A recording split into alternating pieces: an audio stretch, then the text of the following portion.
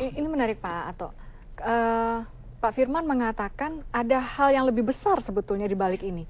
Butuh di situ teknologi. Kita berharap ini tidak hanya berhenti sampai di titik agribisnis. Kita bicara sampai ke agroindustri. Mungkin someday kita akan bicara agropolitan di situ. Nah, bagaimana kita menyiapkan teknologi ada di sana, menyiapkan infrastruktur.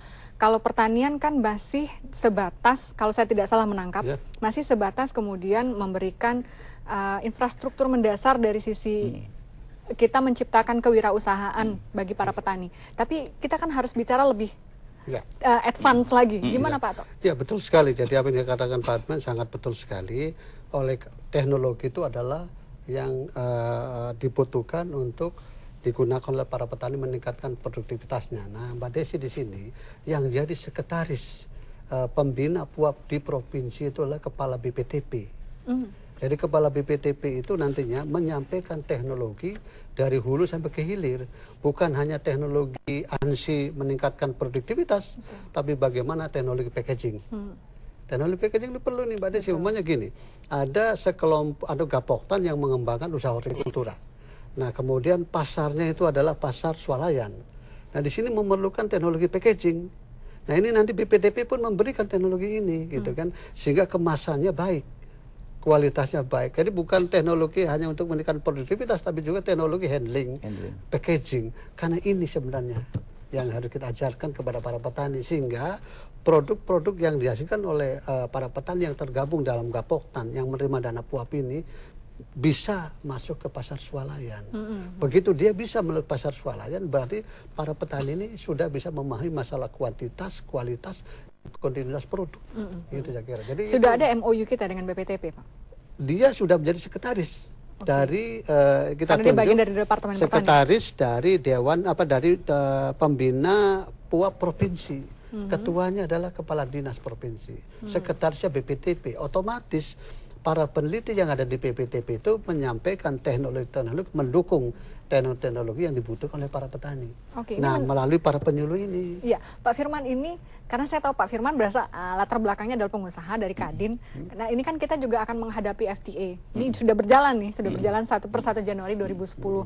Akan ada gempuran macam-macam. Komoditi tentu tidak hanya dari sisi tekstil, masalah mesin, tapi juga masalah dari sisi pertanian.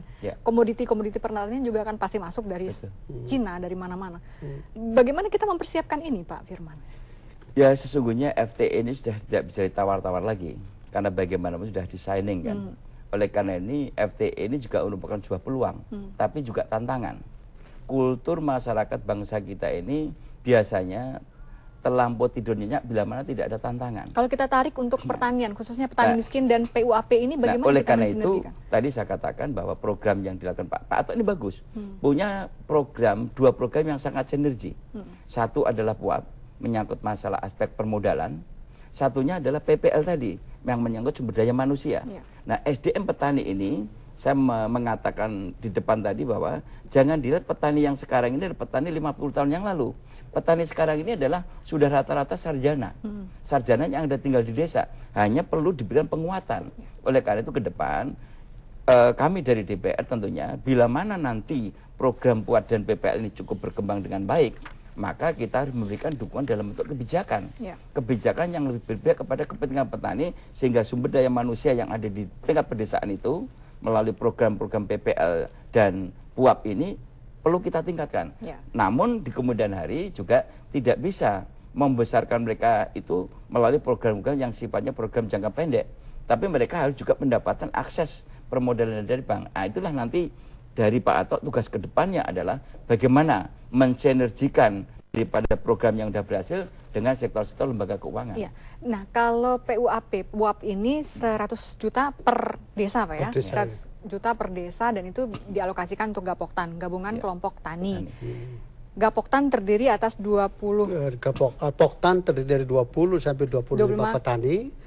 Gapoktan terdiri dari 5 sampai 10 kelompok tani. Oke, artinya rata-rata untuk 100 juta untuk 100, kalau per orang yang kita bagi 100 orang, sekitar 100 orang. Kan sebetulnya angkanya tidak terlalu besar itu Pak Firman. Kalau kita lihat dari sisi nominal ya, 100 juta untuk 100 orang, dan itu yang akan diberdayakan. Apakah itu mampu mengakselerasi keinginan kita yang saya pikir ini luar biasa sebetulnya harapannya? Ini pertanyaan menarik.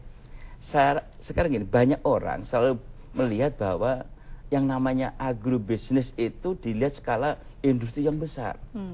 Kita melihat bahwa di desa-desa itu banyak mereka yang modalnya itu hanya 3 juta, 4 juta. Tetapi mereka bisa memproduksi makanan-makanan yang enak-enak. Melalui program pemerintah yang tentunya ada sinergitas dari kantor Menko Kesat dengan pertanian ini, PNPM yang udah jalan. Ini sangat menarik. Dan di situ ternyata petani-petani di desa itu, ibu rumah tangga dari petani itu, dengan modal 10 juta, 5 juta, itu bisa memproduksi makanan-makanan yang luar biasa. Dan itu sudah dikemas dan sudah masuk di toko-toko yang menjual makanan-makanan khas dari daerah.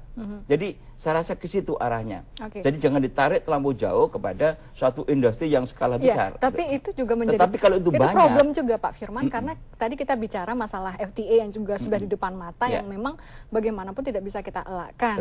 Dan kalau seandainya itu kan tergantung pasar yang mau kita bidik sebetulnya. Kalau misalnya pasar yang kita harapkan hanyalah sekedar wisatawan domestik yang datang ke daerah, yang mungkin hanya sekedar beli jenang atau sekedar beli dodol durian lah atau apa. Oke, tapi kalau kita mau membidik pasar yang lebih besar lagi dan dengan persaingan kompetisi yang lebih tajam, tentu juga di situ harus lebih kualitas juga harus dipertimbangkan di situ. Dan saya setuju. Itu butuh penguatan dana, saya pikir. Ya, jadi gini Mbak Desi ya. Jadi artinya kalau kita bicara FTA dulu Pak ya, Mbak Desi. Jadi sebenarnya 3 faktor yang harus diperhatikan untuk memenangkan persaingan di pasar global. Faktor yang pertama, sumber daya alam yang dimiliki oleh suatu negara. Kita memiliki ini. Lahan kita subur dari Aceh sampai Papua. Kemudian pantai kita paling panjang ini di negara ASEAN. Jadi sebenarnya kalau dilihat dari sumber daya alam, Indonesia mempunyai keunggulan komparatif. Cuma untuk mewujudkan keunggulan komparatif menjadi keunggulan kompetitif, harus diperhatikan 2 faktor berikutnya, yaitu sumber daya manusia. Sebagai pelaku utama dari pembangunan pertanian ini. Nah, kita lagi bergerak ke arah ini. Bagaimana sumber daya manusia yang ada di desa, yang tadinya petani subsisten tradisional, petani yang hanya untuk kebutuhan keluarganya, menjadi petani modern. Nah, petani modern berwawasan agribisnis. Nah, kalau kita bekerja berwawasan agribisnis, artinya dimulai dari pasar. Gitu kan. Jadi kita sudah mulai mengajarkan kepada para petani bagaimana pasar, bagaimana kualitas di sini. Nah, kemudian berikutnya ini Mbak Desi, faktor yang ketiga adalah teknologi. Nah, tiga-tiganya digabung. Saya mengatakan, orang sering mengatakan daya saing. Tapi what is the indicator? Apa indikatornya? Umumnya indikator dari daya saing itu sebenarnya harga pokok produksi. Harga pokok produksi umumnya begini. Katakanlah petani kita menanam jagung dengan biaya per hektar umumnya 6 juta, kemudian hasilnya 6 ton. Berapa HPP-nya itu? Berarti 6 juta dibagi 6 ton, kira-kira Rp1.000 per kilo. Kan begitu? Nah, kemudian petani kita karena ada link dengan ini bisa akses kepada internet, lihat petani dari Thailand. Kalau petani dari Thailand harga pokok jagung 800, berarti Thailand mempunyai keunggulan komparatif Rp200 lebih baik dari kita. Nah, tugasnya para peneliti kita ini untuk menghasilkan teknologi. Nah, seandainya ada teknologi padi hibrida, jagung hibrida ini.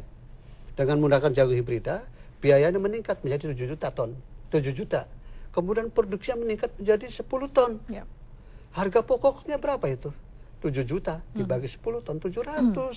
Jadi sebenarnya kunci daya saing itu adalah produktivitas. SDM. Inilah yang makanya fokus Departemen Pertanian akan membenahi SDM sama teknologi. Jadi gitu. Ini tanggung jawab Pak Ato, kalau begitu luar biasa Pak Ato. Bagaimana kemudian Pak Ato menyiapkan petani-petani yang memang memiliki sumber daya manusia yang kemudian berwawasan lingkungan, berwawasan teknologi juga, kemudian juga memang mampu disiapkan untuk menjadi petani-petani modern. Nanti Pak Ato jawab sama Pak Firman. Kita akan kembali usai jeda dan tetaplah bersama kami dalam Dialog Forum Pemerintahan.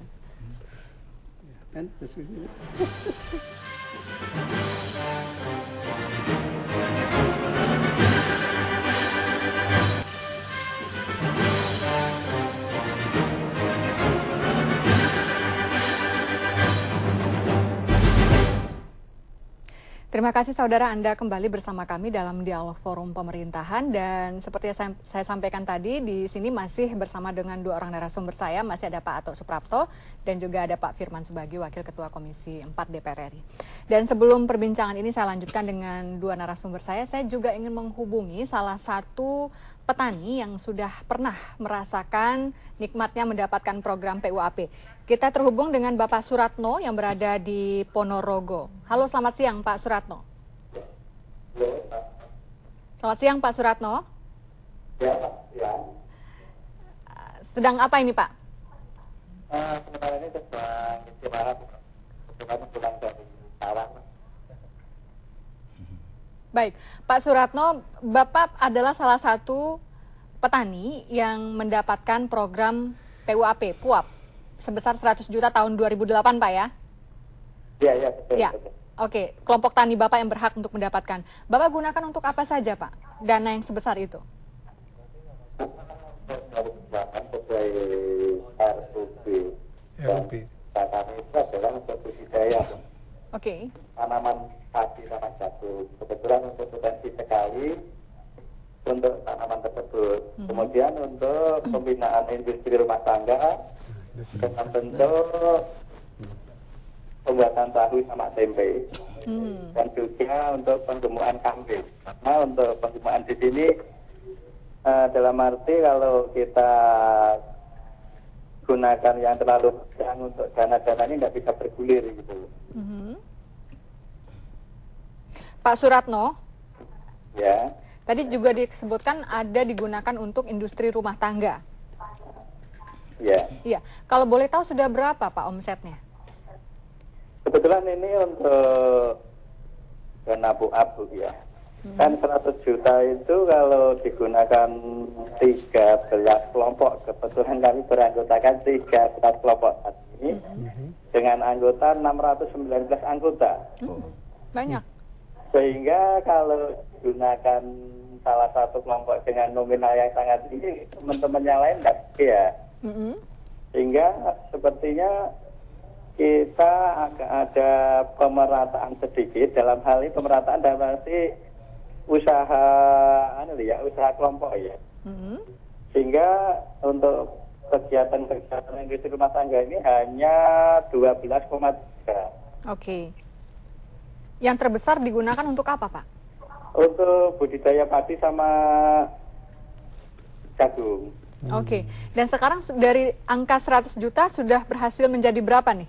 Kan sudah 1 tahun berlalu ya? Oke. Gini, untuk di Kabupaten Rukun Makmur Ponorogo ini begini Bu, untuk PUAP perkembangannya, ya, karena beranggotakan itu banyak sekali, ya, juga dari teman-teman atau dari anggota ini juga menggali pemasukan dengan simpanan pokok dari simpanan wajib selain dari PUAP itu sendiri. Sehingga kalau dari PUAP-nya itu sendiri dengan jasa yang sangat rendah itu baru mencapai 119 juta sekian, namun dikumulatifkan dengan modal-modal sendiri ini kurang lebih sekitar 400-an. Jadi sudah ada prosedur simpan pinjam juga di situ ya? Iya betul. Ini berapa bunga yang diberikan Pak kalau untuk usaha simpan pinjam yang kemudian dikelola oleh kelompok tani Bapak?